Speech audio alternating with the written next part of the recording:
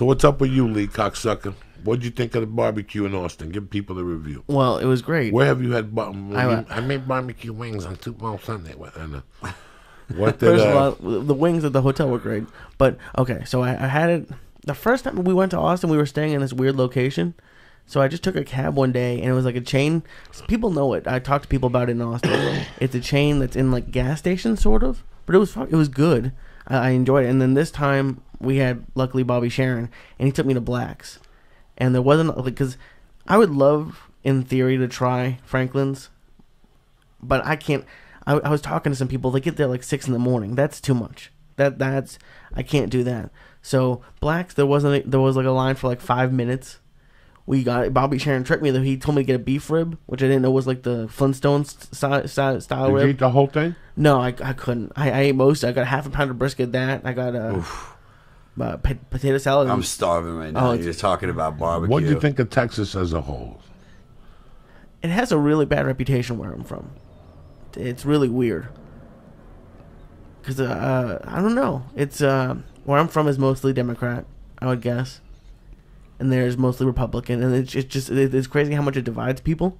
So I always hear about Texas, like I forget who we were talking about, but someone was driving cross country, and they said, "Don't stop in these towns."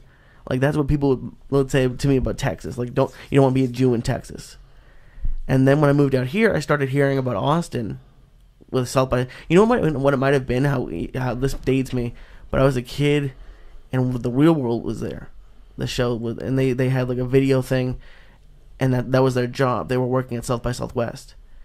And that was right when I wanted to start doing videos. So I was like, that Austin might be fucking cool. That might be nice. And then you hear about it. And every time I go, it changed my life driving cross country here the first time because I drove through the South. And they're just fucking nicer. They're even at the gas station, it's just sweet. Like you said you hate Waffle House. I'll always love Waffle House because every time you go in, they're nice. When I was the food's bad. I know the food's the food's terrible. But the service has got like a smile. How can you can't mess up a waffle? I mean, just don't get eggs. Well, who goes in there for a fucking waffle? It's a Waffle House. That doesn't mean you go in there for a fucking waffle. Yes, you do. I've sat in there with 10 times. I never had a waffle. I've never got the eggs there. I went to Waffle House for the first time when I was in Tennessee doing Bonnaroo, and everybody's like, you got to get the hash browns. What are they called? I don't know. I haven't been that often. They're like, it's like cheese and something else on. They're called like split it and win it. They have like a something real quasi racist. You know what I mean? Somebody made up, and it was bullshit. It was literally just like hash browns you get at Denny's with a piece of cheddar cheese on it. Oh.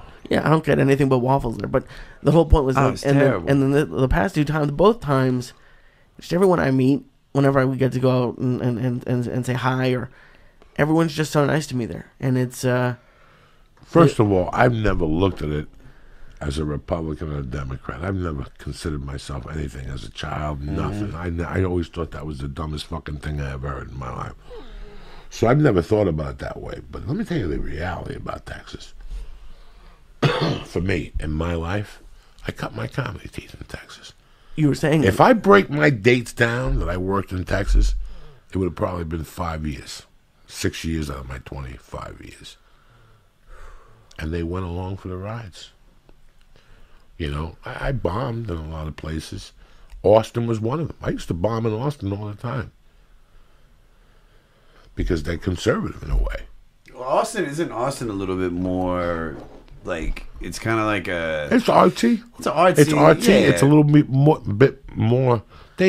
people say it's more free thinking. I've had great times in fucking Houston and Dallas. I've had great times. I've had great times in El Paso.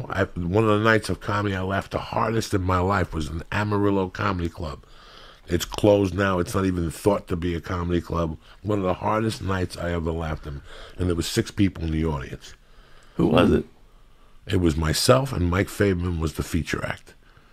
And I tell you this, 2 guys, this girl had the waitress there, had the biggest breast you ever saw in your life, and they were real.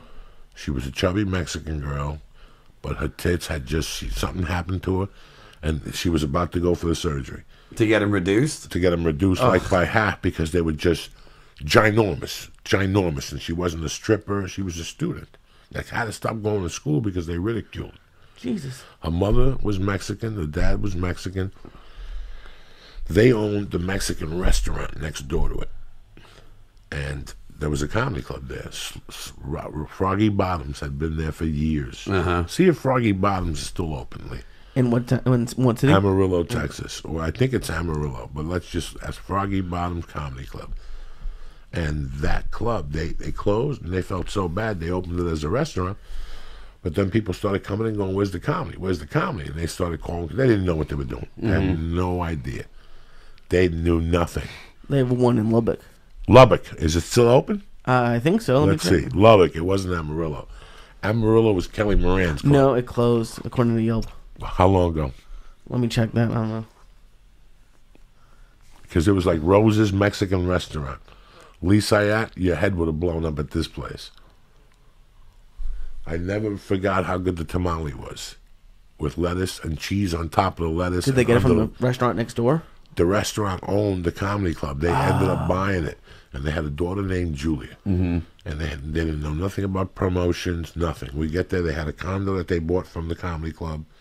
Nice condo, nice little fucking 3 days. But that particular night, I was on stage for 6 people. And there was one guy that was drinking doubles.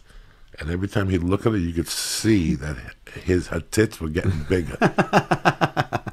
Right? He would just look at them, and like at first, it was like he was very polite. He was a Christian man. You could see that he was raised well.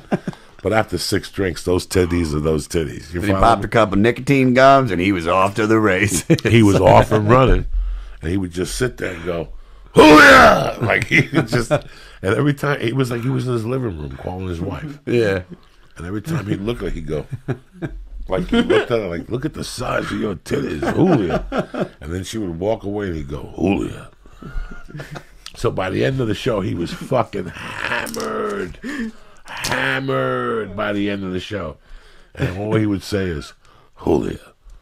And he would doze off for 2 minutes, and people would goofing on him and throwing shit at him, and he'd wake up and he'd go, "Julia." And that was it. He went home saying Julia, and every time he said Julia, I got to tell you, it was funnier than anything I had to say, because I was on stage just laughing at him.